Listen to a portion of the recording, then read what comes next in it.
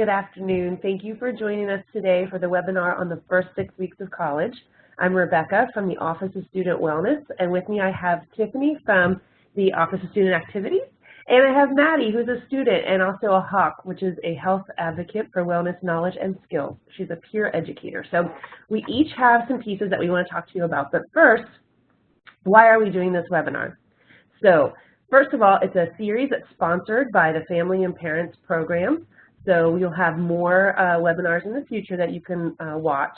And secondly, we think this is a very important topic because it's a very period of transition for both students and parents. So some things about that transition that we're going to note and hit on today during our time together is that there's a lot going on campus. Your students have been busy since they have been dropped off here on campus, and we will continue to keep them very busy. So we're going to talk a little bit about that. We're also going to be talking about this period of time which can be a higher risk for alcohol and sexual interpersonal violence. And so we want to make sure that you're equipped with all the information that you need to have good conversations with your students and to be assured that we have things in place on campus that your students can take advantage of and learn more about these issues. So first, let's start with how busy we are on campus. I want Tiffany to tell you a little bit about what's been going on and what is ahead for your students. Hi everyone, as Rebecca said, my name is Tiffany Harrison. I'm an assistant director in the Student Activities office here on campus, and my primary role is the assistant director for programming. So if anybody knows what's going on, I promise you I can talk about it. So I am going to use a little cheat sheet. So this calendar right here, your students should have received when they moved into the residence hall. If not, send them to our office. We have thousands more. This is everything that's going on for this semester that's pretty much set in stone before your student arrives. And I'm going to rewind all the way back to last Wednesday. So if your student was here for an early program, if your student moved into a residence hall the day before everyone else, we had things going on Wednesday evening for them after their leadership programs wrapped up. So what we did on Wednesday evening is called a Late Night Miami preview. So Late Night Miami is a program here on campus that is run by other students. It's run by Miami Activities and Programming, our student programming board, that provides free events for your students every single Thursday, Friday, Saturday night. And we even started that on a Wednesday for you all. So that happened on Wednesday night. On Thursday was move-in for pretty much everyone else. We had a Thursday night block party. On Friday, they went to Welcome Home with Late Night. They went to Convocation. They went to Love and Honor Ceremony. They had a lot of stuff to do on Friday night. If your students talked about a fireworks show, they have attended Welcome Home with Late Night, so thank you them for that. And then on Saturday, they had the opportunity to get to know Uptown through a scavenger hunt. They went to a lot of their corridor and residence hall meetings on Saturday evening, and they also attended a residence hall event on Saturday evening that was quad-based. So their quad got together, getting to know other students who live in that same area, and they were able to participate in either a foam party or a movie on the lawn or crafts in one of the dining halls, and there was everything that you could ever dream of. So that was just through Saturday of move-in. And so if your students have talked about Mega Fair, if you've heard about Mega Fair, that was originally going to be on Wednesday. We actually just made the rain call to move it to next Wednesday. So your students should be hearing about those changes. And then also the first 50 days is happening now through the middle of, I believe, October.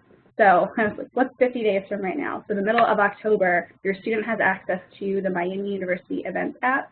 So if they Google that in their app store, it will come up, the Miami Red M, you can't miss it, and that will outline the first 50 days of what's going on campus. And so those are events or programs hosted from student organizations to departments to community partners like the community picnic so they can get to know Uptown and even the local Miami Police Force and Oxford Police Force. So they have a lot of options for the first 50 days. So if they say that they're bored, challenge them on that a little bit because they're not looking in the right location.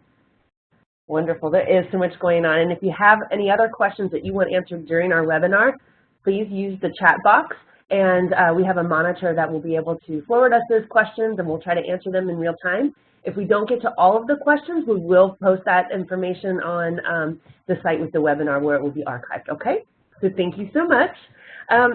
So we talked about all the things that are going on and about the social transition to college. There's also some pieces about the academic transition. And so we want to let you know that being in high school and managing that course load and trying to figure out what they need to succeed in high school can be very different than in the college environment. So we have a series of workshops through the Ranella Learning Center. These workshops cover things like time management, stress management, how to get organized for a semester, study strategies, test-taking tips, good communication, effective communication with faculty members, so they really give them the tools they need on how to engage in a relationship with a faculty member, which can be very different than a high school teacher, doing research with faculty, as well as how to make correct citations in their paper, and a lot of other things. So we encourage them to check out the Vanilla Learning Center to find out about the workshop series that's happening throughout the semester so that they can have a smoother transition academically. We also want to talk about the transition from home into the college environment. And that can be hard sometimes, and sometimes it's a blast, right? And it's going to be different every day for every student. And so one of the things we talk about is it's also a time where the parents are transitioning from parenting a high school student to parenting a college student and navigating that relationship. Now, you're going to be getting some newsletters from the Family and Parents Programs Office that will have some of these tips in there for you. I encourage you to look for those newsletters throughout the year. They're going to have very timely tips about this. One thing I do want to address is homesickness. So right away, your student may be feeling homesick or not, right? And both are normal. And we want to really stress that there's a period of time in which homesickness can be very a normal experience. If you think that that experience is extreme, or it's getting in the way of your student being able to go to class, or to find out if they can make friends and go to new activities, then that's when we want you to reach out to the Student Counseling Center. Encourage your student to find those services. We have a phone number for you. It's 513-529-4634. So encourage your student to seek that out if they think that they need some help with that, but understanding that many, many students are experiencing homesickness right now, and that's normal. And they may not see it closer to maybe Thanksgiving when they come home, and then they get to spend some time with you for a little while, and then they come back and see homesickness kick in again then. So putting that on your radar, wanting you to know that there are some services available to your student if you think it's extreme. Otherwise, this is kind of a normal part of transition. The other thing that we want to talk about is thinking back to orientation. So when you and your student were here at orientation, we talked about what the expectations of the university were around behavior, and we talked about our community standards. So during that time, we gave you some resources to have some conversations with your student about what this transition time would look like. How often are you going to check in with your student? Navigate that relationship. Are you going to check in once a week? Are you going to check in once a day? What kind of communication and frequency of communication feels good for you and your student? And knowing that that can evolve and change over time. So it's a good idea to check back in periodically and say, how does this feel with you? Am I calling too much? Am I not calling enough? Should we communicate? Is it a quick text each night? What does that look like for you and your student? And make sure you're both on board with that. I think that's a good tool. It also gets back to at orientation when you were encouraged to have some conversations with your students about alcohol. Now, certainly the university has their expectations around the behavior with alcohol use. If they're under 21, it is illegal, and there are consequences for that behavior if they are caught. However, we also want to talk about what your expectations are with your student. Have some conversations about what to do if they're in a situation when they may need help. Calling you may not always be the best thing to do. They may need to be calling 911. They may need to be calling MUPD, which is 529-2222. They have resource cards that they've all been given with all the emergency contact information for student counseling, for the Dean of Students office, for MUPD, for the Oxford Police, for the hospital. All of these resources are given to them. They have it in a nice credit card-sized card that they can put in their wallets or purses so that they always have that information handy. So have that conversation with them.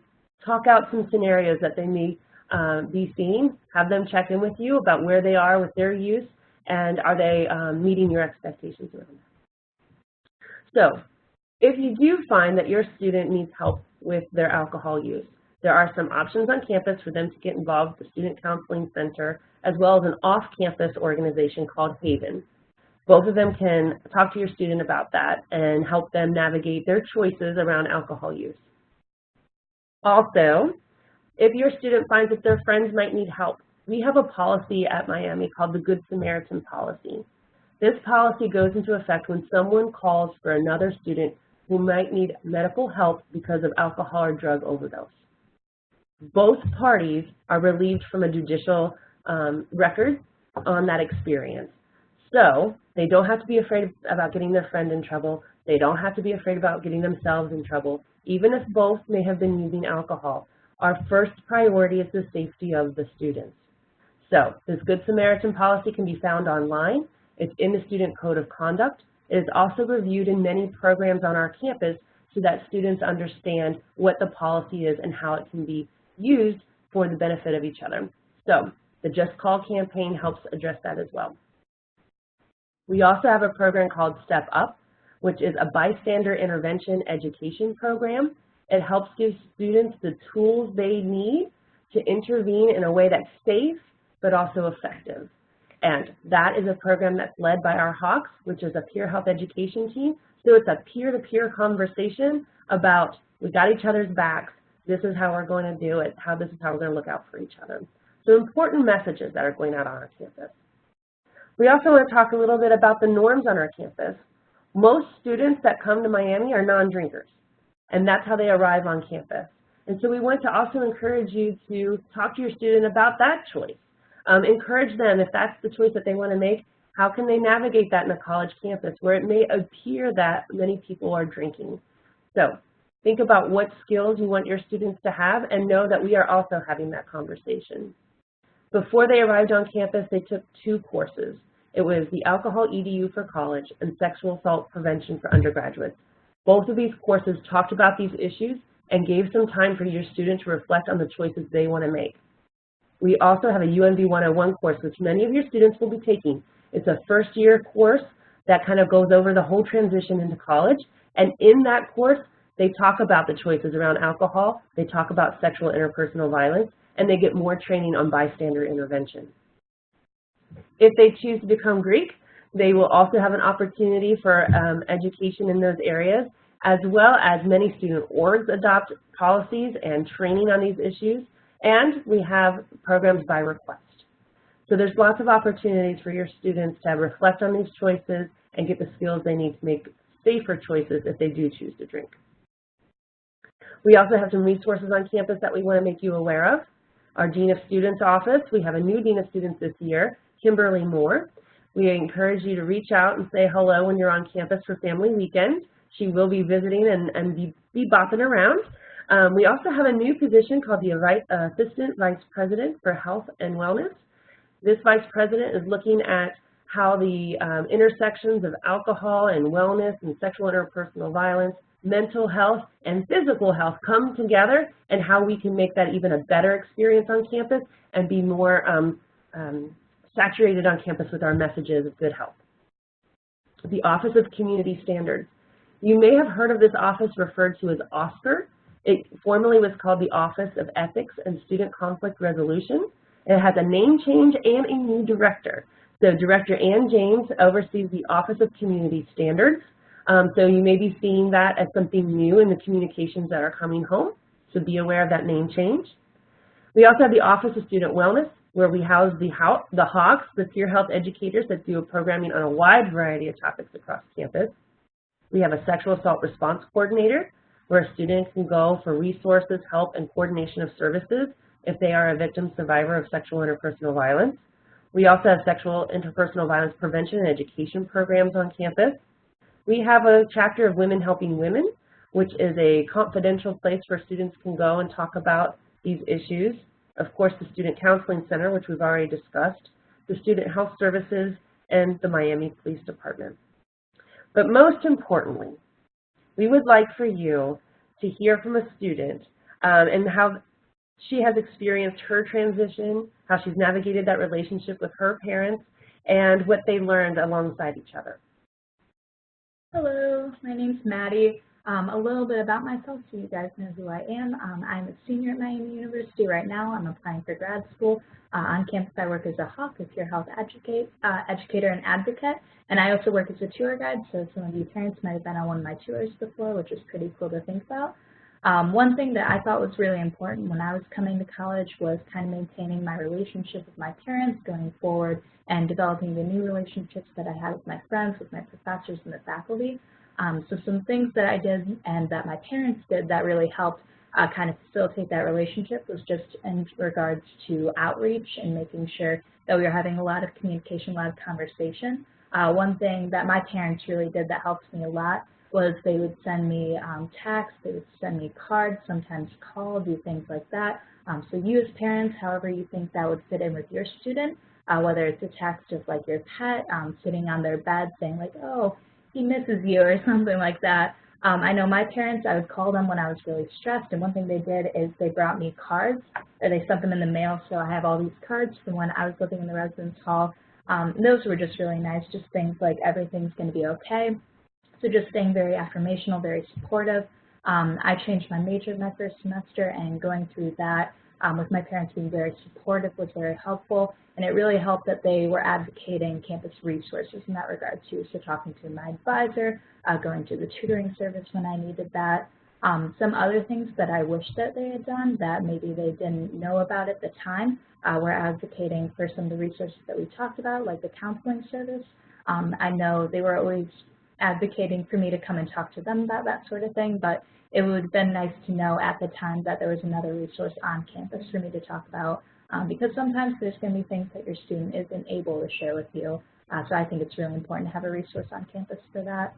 But those are just some of the things that my parents did and that we did to kind of facilitate our relationship while I was away at college.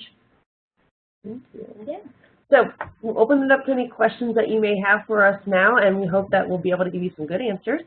Do we have any questions at this time in the chat? So you can use the chat feature on the webinar. You can see it on the top of the website. Just click chat and you can enter your question if you'd like. If not, we'll just go ahead and wrap up, but also know that you can reach out to the Office of Parent and Family Programs at any time.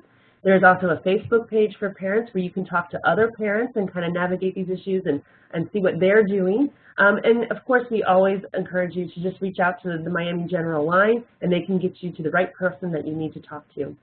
So thank you so much for your time today, and welcome to Miami.